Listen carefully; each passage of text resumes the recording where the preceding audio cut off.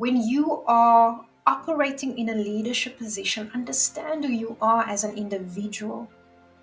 Understand what your limitations are. Understand what your tolerances are in terms of what can I handle in terms of conflict, because there are varying degrees or levels of conflict. Know who you are, know what your strengths are, recognize the weaker areas in terms of your leadership makeup. Then you can understand better what your best approach would be in terms of handling conflict.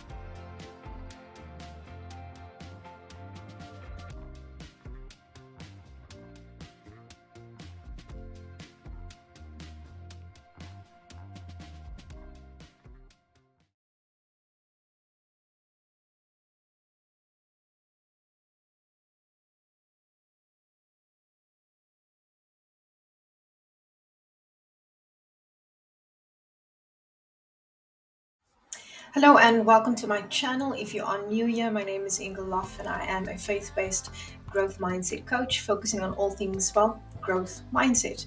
I am of the firm belief that because God hasn't given us a spirit of fear, but of a sound mind, we should always occupy ourselves with seasons of learning and growth. So this way we grow our minds and we come into closer alignment to the mind of Christ and His purpose for us, of course. This will further help us to always seek purpose driven change and endeavor to create impact that matters. So, if you would like to connect with me, even if it is just to share some comments on the videos, key thoughts that have come up for you, I invite you to add it to the comment section, link to each video, or if you would like to connect to work with me as a growth mindset coach, please reach out. I will leave all of my details in the description box below, and it would be my privilege to walk this growth mindset journey with you as your coach. Before we get stuck into the meat of this video, I would like to just highlight a few things for in terms of what I am doing for this year, which is 2025. I have released a schedule for 2025 in terms of group coaching workshop dates. I have 3 specific group coaching workshop programs that I'm running this year. The one being Leadership Reconnect, which is a 3-month group coaching workshop. All of the information on each workshop you can find and will find on the enrollment forms. I will add the enrollment links as well into the description box below. The other 2 group coaching journeys or workshops that I provide, the one is Reigniting Your Fire, which is specifically aimed at individuals, faith-based professionals that are struggling with burnout, suspecting that they might be spiraling into burnout. So that one is for you. And then there is a 4-day group coaching workshop called Lifting the Lid. Now, I am from South Africa, and the way I refer to these workshops are, and the dates that I have set, I refer to them as public workshops. And the reason for that is that these group workshops and the specific set dates are open to the public, and it's not limited because I am running these group coaching workshops online.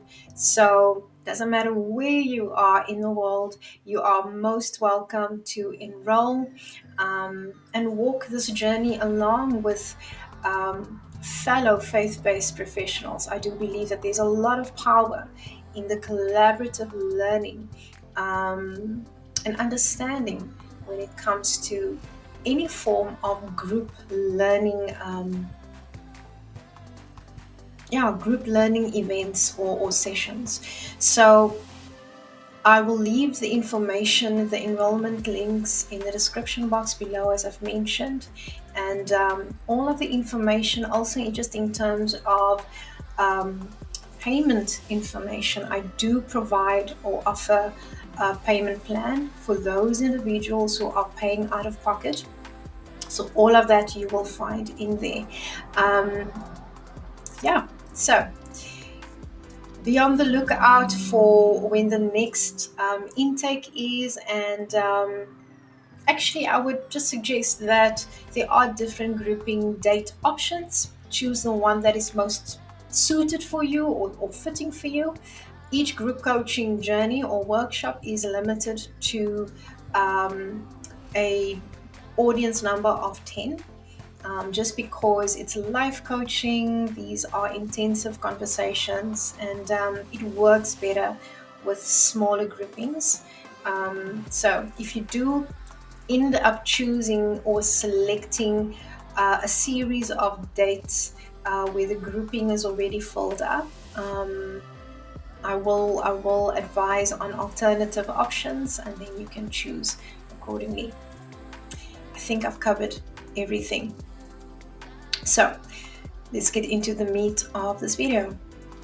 I have forgotten my most favorite disclaimer, and that is, of course, I've got my trusty notes with me. This time I'm armed with a notebook. So I am definitely going to be looking down, because I really want to be sure and make sure that I do not miss out on anything. And I do pray that this video, this coaching, this teaching is really going to help, because I'm touching on a topic, and this, by the way, is part of the Essentials of Faith-Based Leadership coaching series. I have created a playlist, so be sure to also watch the other videos linked to the series. I also have a coaching series which I kicked off at the start of 2025 called Fruit of the Spirit in the Marketplace, which I do believe also is a foundational teaching, especially when it comes to just understanding and knowing how to navigate the waters in the marketplace as a faith-based professional. So there are also other standalone coaching or teaching videos, which I do believe are also equally um, essential or important. All of these things are, of course, guided by biblical principles. So you will find that they all connect and overlap with one another. So may it bless you. And yes, I invite you again, leave your comments in the videos. I would love to hear how watching these videos um, have helped.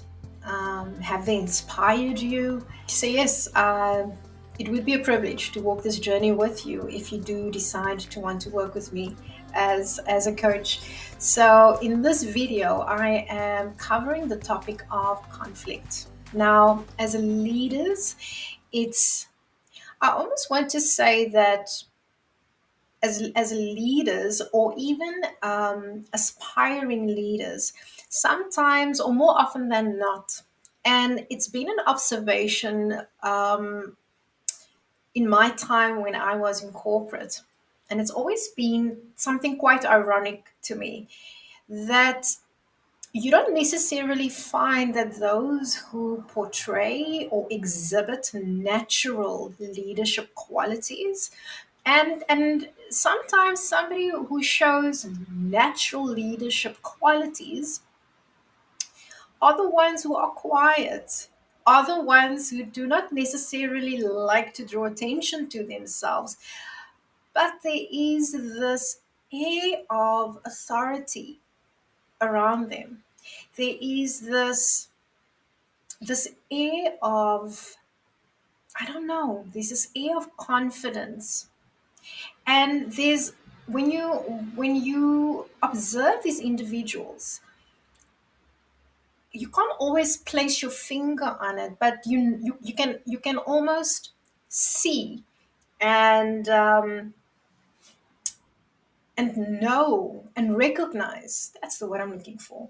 You can recognize that there's a difference between arrogance versus confidence. The arrogance and pride and ego kind of go together versus confidence. And somebody who's a natural leader, that confidence that they have is exhibited in the way of um, having boundaries in place.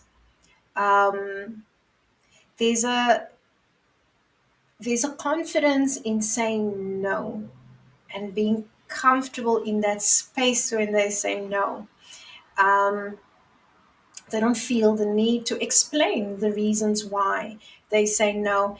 And and I have this ex-colleague of mine, um, and she always used to have me in stitches. um, and there was this one joke that she shared with me, and I absolutely just loved it. And it was, she shared it in a meme with me. And the meme essentially said that my no is my no. I don't need to explain anything to you. My middle name is not terms and conditions. Now, I must probably have just butchered the joke of that meme, but I'm paraphrasing. But that was the point I was trying to land, is that when you are a natural born leader, there is just an air of decisiveness around you. You are resolute in what you do, what you say, and you're comfortable in that space. So when it comes to conflict, um, I want to encourage you out there. So it goes without saying, we all have different temperaments. We all have different demeanors. For me personally, my type of temperament, um, I do not like conflict.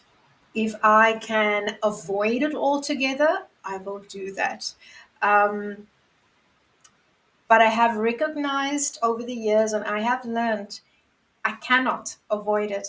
And there are times where a bit of healthy conflict is needed or necessary, um, to create a little bit of chaos so that a a change can occur.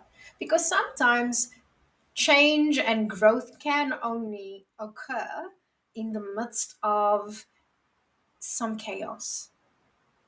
And I'm careful when I say that, because you get chaos, but then you also have contained chaos. And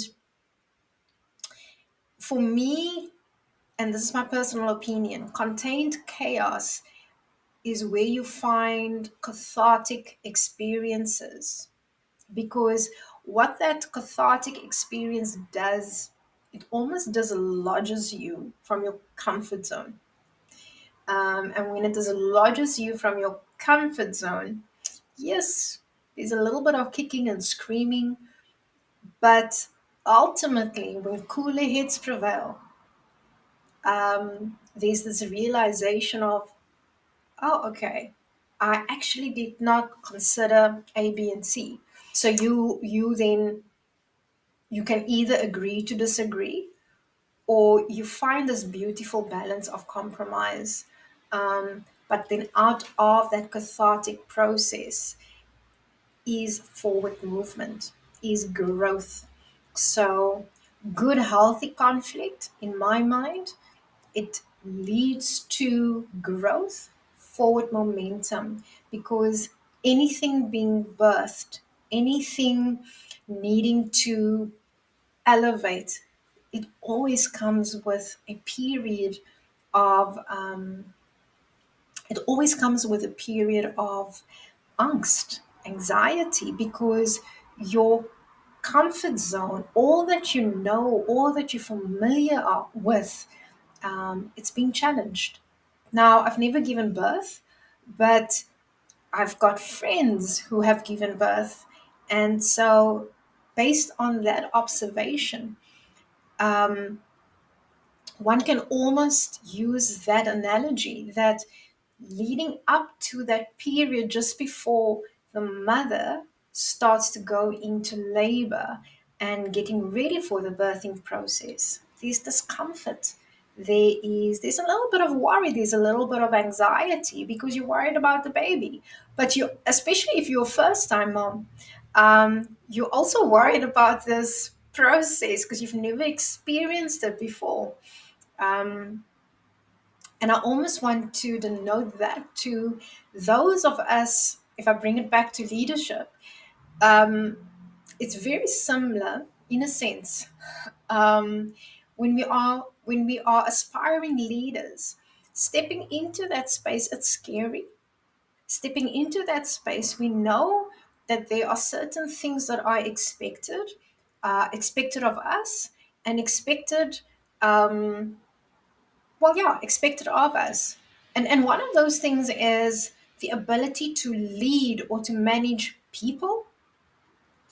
And that is scary all on its own because you are dealing with, depending on how large the team is, it's literally you're dealing with a whole bunch of different personalities. And not all of them might gel with you as a leader. So it's about, my gosh, what am I going to do? How am I going to balance all of this? How am I going to ensure that this ecosystem of different personalities are actually going to work together, gel together? How am I going to create a harmonious environment? And even in that type of environment, guaranteed you are going to find conflict. That feeling of worry, concern of the unknown. And so that is what I almost want to parallel with when you are a new mom, first time mom, getting ready to give birth. Um, if this is your second child, etc., this is now where we start looking at, and we bring that back to leadership.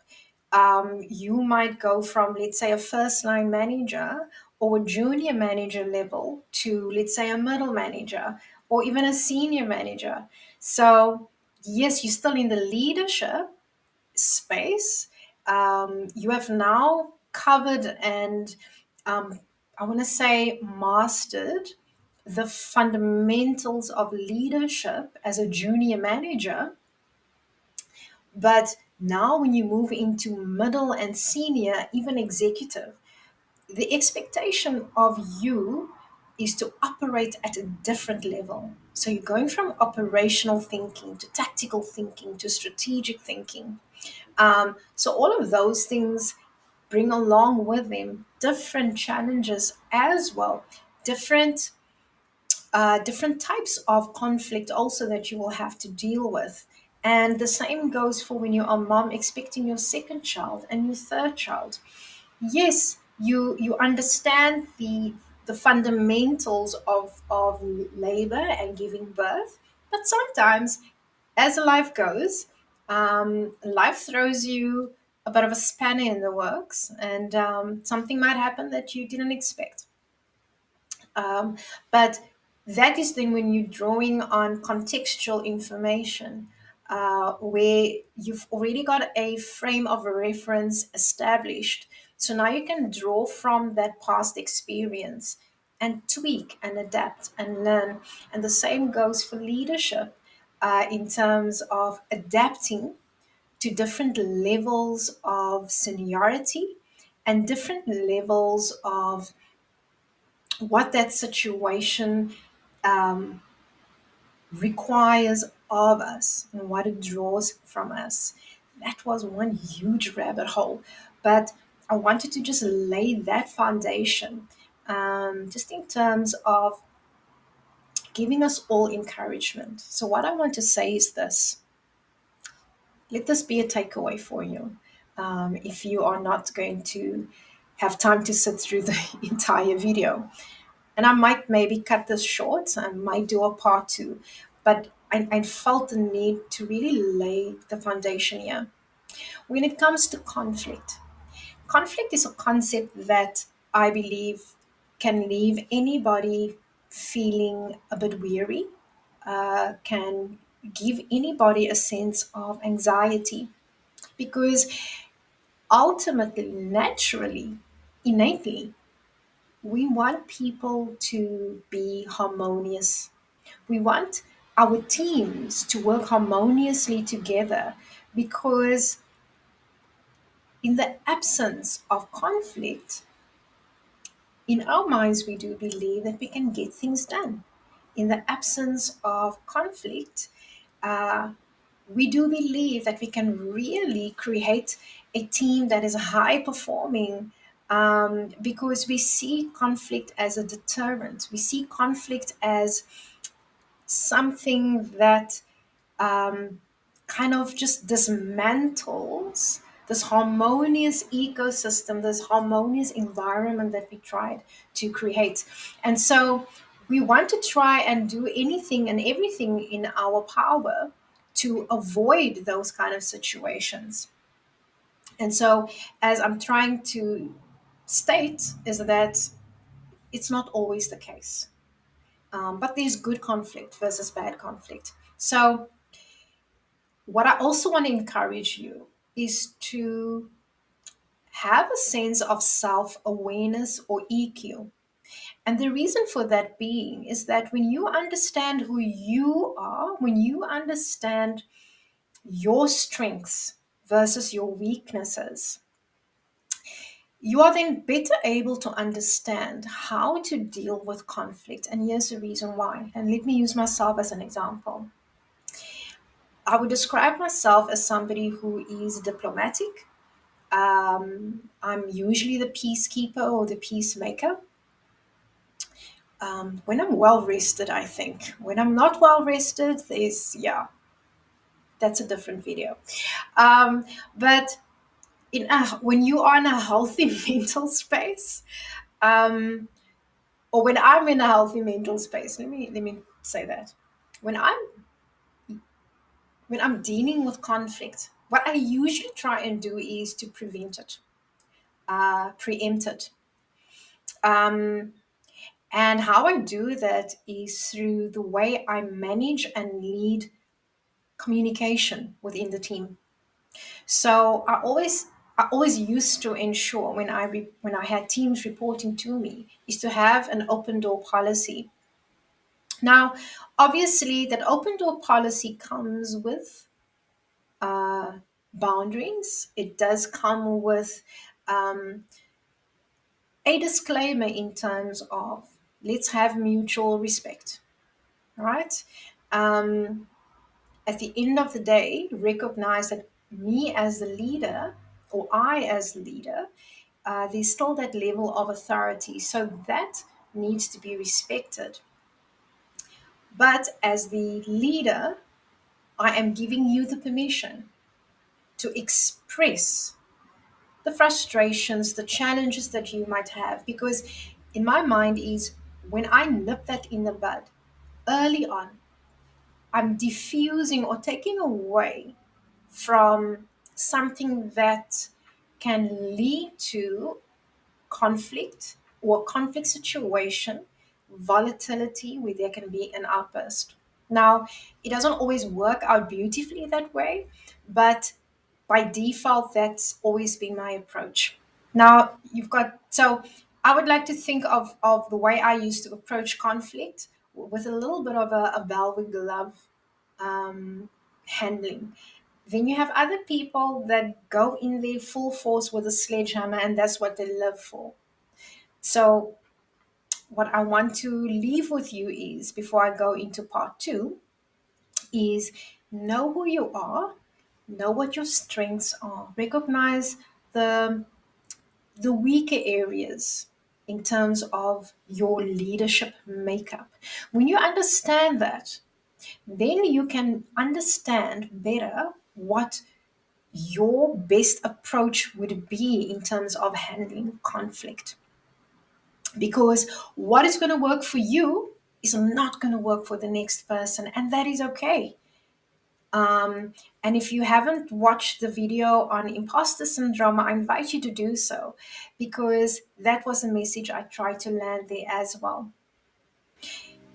When you are operating in a leadership position, understand who you are as an individual.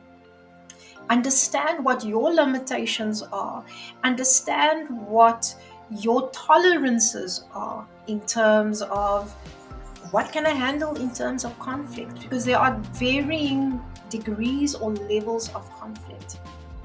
So recognize that at what point do you really step in and intervene? Because as a leader, you also have to protect your peace and then protect the peace of your team.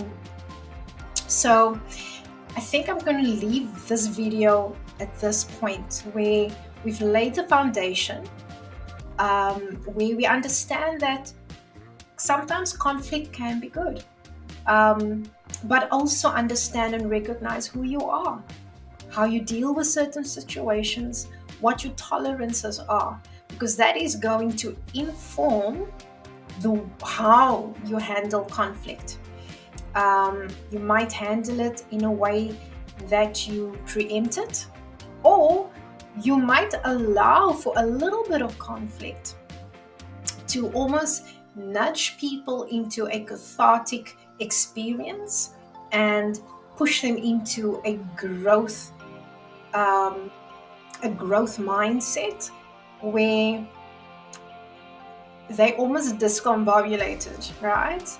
And they start to think about or take in different different experiences or different opinions, and hopefully, God willing, it's individuals who do have a form of EQ or self-awareness to say that, okay, I'm not responding from a place of or point of emotion, but I'm responding from a point of, okay, I'm considering the different opinions coming through. I recognize it's not a personal attack to me, but somebody's placing an opinion on the table where it might not gel with my belief system or my value, but let's open our minds to take something into consideration. So I hope this first video on conflict helps. It gives you different perspective or different point of view when it comes to looking and perceiving conflict, or looking at and perceiving conflict. In the next video, what I will do is, just looking at my notes, I will speak on what should our response be when the conflict or when the pawpaw hits the pan. What should our response be? And then I'll end off the second part just in terms of, what is the mindset that a faith-based leader, somebody who operates from a biblical perspective, what should that mindset be when it comes to the response to conflict? I'll see you in the next video. Remember to always seek purpose-driven change, because that is how we create impact that matters, because we are meant to be salt and light in this world.